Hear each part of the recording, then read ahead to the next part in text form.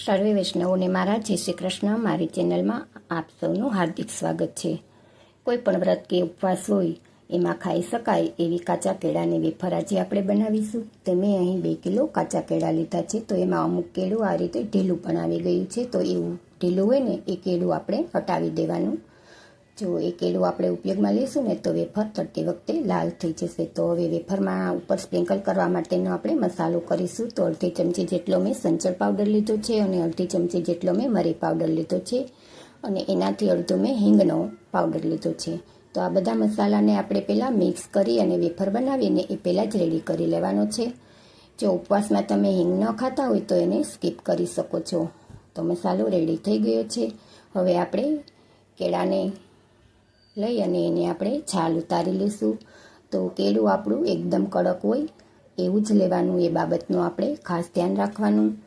જો વેફર બનાવતી વખતે કઈ કઈ બાબતનું ધ્યાન રાખવું એ બધી ટિપ્સ હું તમને આ વિડીયોમાં શેર કરીશ। તો પહેલું તો એ કે કેળું આપણું એકદમ કાચું હોવું જોઈએ અને એકદમ કડક હોવું જોઈએ, બિલકુલ નરમ હોવું ન જોઈએ। જો નરમ હશે ને તો વેફર તળતી વખતે એ વેફર તળાતી તો જશે, જેમ જેમ ક્રિસ્પી થશે ને એમ કલર લાલ પકડતી જશે। તો હવે જો તમારે બધા કેળાની છાલ એકી સાથે ઉખેડી લેવી હોય ને તો એક તપેલામાં પાણી લઈ અને કેળાને એમાં ડુબાડી દેવાના અને પછી જ્યારે વેફર પાડો ને ત્યારે કેળાને કપડાથી લૂછી અને પછી જ વેફર પાડવાનું શરૂ કરવાનું। તો મેં અહીં તેલને મીડિયમ ગેસની ફ્લેમ ઉપર ગરમ મૂક્યું હતું। તો તેલ પણ આપણું મીડિયમ ગરમ થઈ ગયું છે અને તેલ પણ આપણું મીડિયમ ગરમ હોય એવું જ રાખવાનું, એ બાબતનું ખાસ ધ્યાન રાખવાનું। અને બીજું કે વેફર તળતી વખતે આપણે જે વરાળ છે ને એ આપણા હાથને લાગે છે, તો હાથને આપણે કોઈ પણ કપડાથી વીંટી લેવાનો, એ બાબતનું ત્રીજું એ ધ્યાન રાખવાનું છે। અને ચોથું ધ્યાન એ રાખવાનું છે કે કડાઈમાં જેટલું તેલ હોય ને એ પ્રમાણે જ કેળાને આપણે ઘસવાનું છે અને ચિપ્સ આપણી સિંગલ રહેવી જોઈએ। જો એકાબીજાને માથે ચોટેલી હશે ને તો વેફર આપણી ક્રિસ્પી નહીં બને। કેળું ચીકણું હોય ને એટલે વેફર તળાતા પણ ઉખડશે નહીં, એટલે આ બાબતનું પણ આપણે ખાસ ધ્યાન રાખવાનું। અને જો આ રીતે ચોટેલી હોય ને તો આપણે એને હાથેથી ઉખેડી ફરી તેલમાં કરી દેવાની, એટલે એ વેફર આપણી ક્રિસ્પી થઈ જશે। તો આ બધી બાબતનું આપણે ધ્યાન રાખતું રહેવાનું અને વેફર બનાવતી રહેવાની। તો બજાર જેવી સરસ ચોખ્ખી અને ક્રિસ્પી એવી વેફર તૈયાર થશે। તો જો હું તમને લાઈવ બતાવી રહી છું, વિડીયો મેં સ્કીપ કર્યો નથી અને બેબલ્સ આપણા ઓછા થઈ ગયા છે એટલે આપણે જારામાં લઈ અને આ રીતે ઉછાળવાની, તો ખડખડ એવો અવાજ આવશે।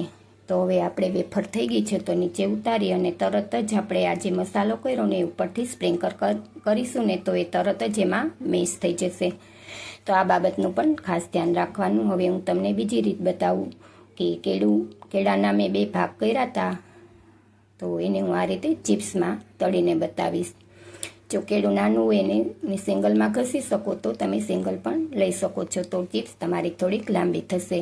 પણ મેં 2 ભાગ કરી અને આ રીતે તમને ઘસીને બતાવું છું। અને જ્યારે ઘસો ને ત્યારે ગેસની ફ્લેમ સ્લો કરી દેવાની, એટલે વરાળ થોડીક ઓછી તમારા હાથ ઉપર આવે અને ઘસ્યા પછી તરત જ ગેસની ફ્લેમ મીડિયમ કરી દેવાની છે, બહુ હાઈ નથી રાખવાની। જો હાઈ રાખશો ને તો કેળાની વેફર છે ને એ એકદમ લાલ થઈ જશે, કારણ કે જે કેળાનો અંદરનો ભાગ હોય ને જો એ થોડોક વધારે નરમ હોય એટલે એને ક્રિસ્પી થતાં વાર લાગે છે। કિનારી લાલ થશે પણ એને ચડતા વાર લાગશે, એટલે આ બાબતનું ખાસ ધ્યાન રાખવાનું કે તેલ મીડિયમ ગરમ હોવું જોઈએ અને ગેસની ફ્લેમ પર મીડિયમ હોવી જોઈએ।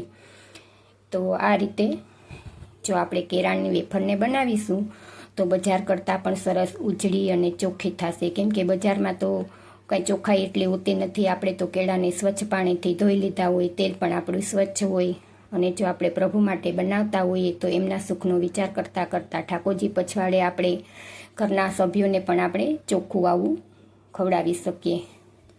તો આ વિડીયો તમને કેવો લાગ્યો તે મને કમેન્ટમાં કમેન્ટ કરીને જરૂરથી જણાવજો। જો તમને ન પસંદ આવ્યું હોય તો એ પણ મને કહેજો। તો સરસ જો ઉજળી વેફર આપણી થઈ ગઈ છે ને તો આ રીતે હું બધી વેફરને કરી લઈશ। તો દેખાવમાં જેટલી સુંદર લાગે છે એટલી સ્વાદમાં પણ એટલી સરસ બની છે। તો ફ્રેન્ડ્સ, આ વિડીયો જો ગમે તો એક લાઈક ચોક્કસથી આપજો અને તમારા ફેમિલી મેમ્બરમાં શેર કરજો અને આવા જ બીજા નવા વિડીયોને જોવા માટે મારી ચેનલને સબસ્ક્રાઈબ કરી બેલ આઇકન પ્રેસ કરી ઓલ પર ક્લિક કરી લેજો। ફરી મળીશું એક નવી રેસીપીમાં। સર્વને મારા જય શ્રી કૃષ્ણ।